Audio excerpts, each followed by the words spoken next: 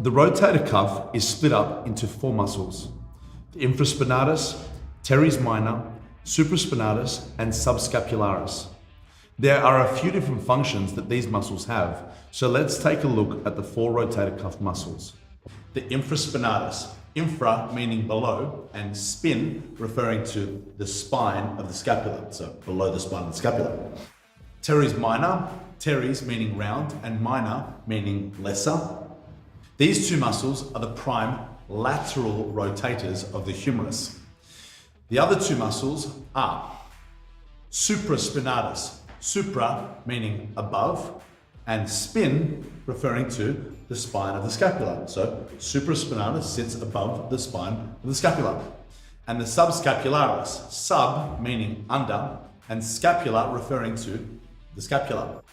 Before I get into the attachment points of the muscle, which you will see is quite a mouthful, I would like to talk to you about the main roles of the rotator cuff. These muscles are responsible for centralizing the head of the humerus in the glenoid fossa. It's a ball and socket joint, so the head of the humerus is the ball part, and the glenoid fossa is the socket. The posterior rotator cuff muscles limit anterior glide of the humerus during pushing, punching, or throwing movements. And the anterior fibers limit posterior glide during rowing or pulling actions. People consider these muscles as rotation muscles, but actually their main role is to stabilize the head of the humerus, or the ball, in the glenoid fossa, or the socket, so that the prime movers of the shoulder, pecs, delts, lats, can produce force without dislocation. The proximal attachment of the infraspinatus is at the infraspinous fossa. So it sits in this dish here, right there. The proximal attachment at the supraspinatus is at the supraspinous fossa.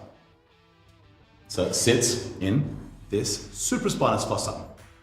The teres minor proximally attaches to the upper 2/3 of the lateral border of the scapula. And the subscapularis proximally attaches to the subscapular fossa of the scapula, which we can't see here. It's on the underside of the scapula. The distal attachment of the supraspinatus is the superior part of the greater tubercle of the humerus. The infraspinatus distally attaches to the greater tubercle of the humerus, posterior to the insertion of the supraspinatus, while the teres minor attaches to the greater tubercle of the humerus, inferior to the infraspinatus insertion. The subscapularis distally attaches to the lesser tubercle of the humerus. The infraspinatus and the teres minor both act as lateral rotators of the humerus and help hold the head of the humerus in the glenoid cavity, thus stabilizing the shoulder. The subscapularis is the main medial rotator of the humerus and also helps to hold the head of the humerus in the glenoid cavity. The supraspinatus may contribute weakly to lateral rotation of the humerus, but its main roles are to assist in initiating arm abduction up to about 15 degrees of abduction.